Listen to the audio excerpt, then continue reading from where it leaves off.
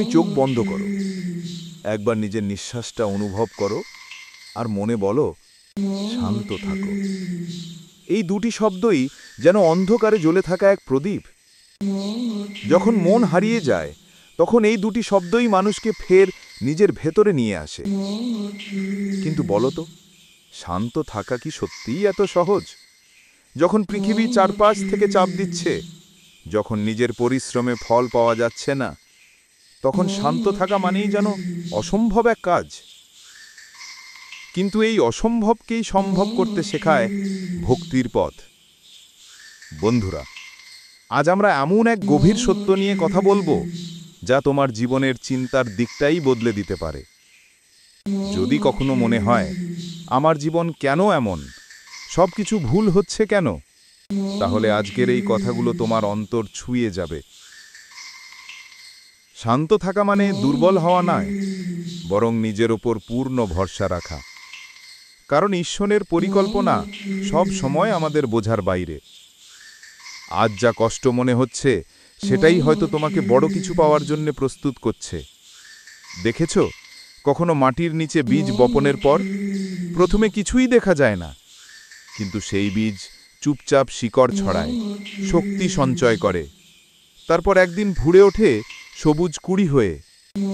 তেমনি তোমার জীবনেও আলো আসবেই, শুধু ধৈর্য ধরো। ভগবান শ্রীকৃষ্ণ গীতায় বলেছেন, যে নিজের কর্তব্যে অটল থাকে তার ফল কখনো বৃথা যায় না। তোমার প্রতিটি সৎ প্রচেষ্টা, প্রতিটি শুভ চিন্তা, সবকিছুই মহাবিশ্বে নথিভুক্ত হচ্ছে।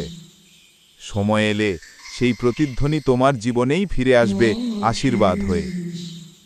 জানো, ঈশ্বর কখনো হঠাৎ আশীর্বাদ দেন না, তিনি আগে মানুষকে প্রস্তুত করেন। যেমন শিশুকে হাঁটতে শেখার আগে পড়তে হয়, তেমনি ঈশ্বরও আগে আমাদের শক্ত করে তোলেন, যাতে আশীর্বাদ এলে আমরা তাকে ধারণ করতে পারি। তুমি যদি আজ ক্লান্ত হও, মনে রেখো, সবচেয়ে অন্ধকার সময়েই ভোরের আগের মুহূর্ত। তুমি ভাবছো সব শেষ, কিন্তু ঈশ্বর ভাবছেন এখনই সময় তাকে নতুন আলোয় আনব।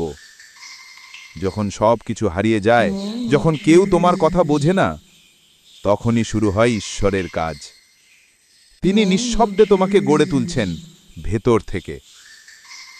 প্রতিটি ব্যর্থতা তোমাকে শক্ত করছে, প্রতিটি অপেক্ষা তোমাকে প্রস্তুত করছে, আর প্রতিটি কষ্ট তোমাকে ঈশ্বরের কাছাকাছি নিয়ে যাচ্ছে। তুমি জানো, নদী কখনো তাড়াহুড়ো করে না, পাথর বাঁক কিছুই তাকে থামাতে পারে না। সে জানে সমুদ্র তার গন্তব্য। তেমনি তুমিও তোমার পথে থেকো, তোমার সমুদ্র তোমারই জন্য অপেক্ষা করছে। আজ যা তোমার কাছে দেরি মনে হচ্ছে, সেটাই কাল তোমার গল্পের সৌন্দর্য হয়ে উঠবে। কখনো অন্যের সাফল্যের সঙ্গে নিজের তুলনা করো না।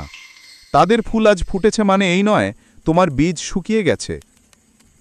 তুমি কেবল একটু গভীরে রোপিত, আর যখন ফুটবে চারদিক আলোয় ভরে যাবে।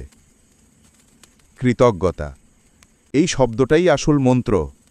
তুমি যদি প্রতিদিন সকালে বলো, আমি কৃতজ্ঞ, আমি ধৈর্যশীল, আমি বিশ্বাসী, তাহলে দেখবে এক আশ্চর্য শান্তি তোমার জীবনে নেমে আসছে।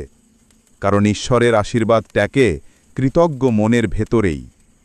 তুমি যদি প্রার্থনা করো, ভালোবাসা দাও, ক্ষমা করো, এইসব ছোট ছোট কাজই তোমার আত্মাকে আলোকিত করে।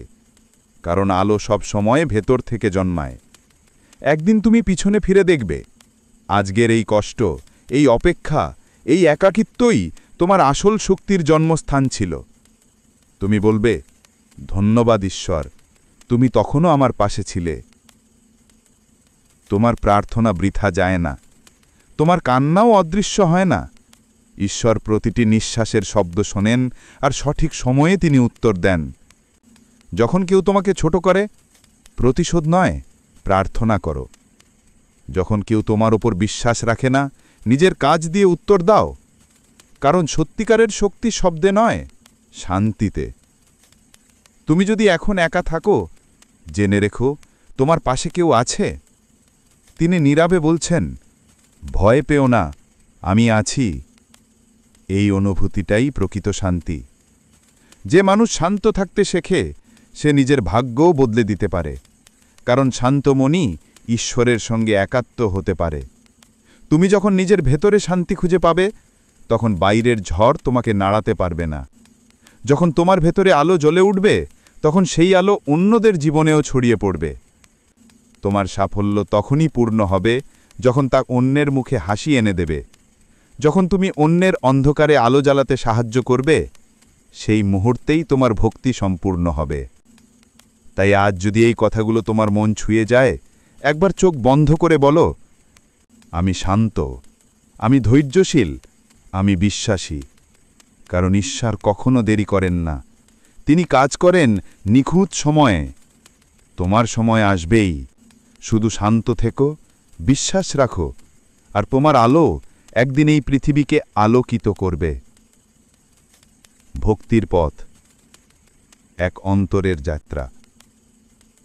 শান্ত থেকো, কারণ তোমার সময় আসবেই।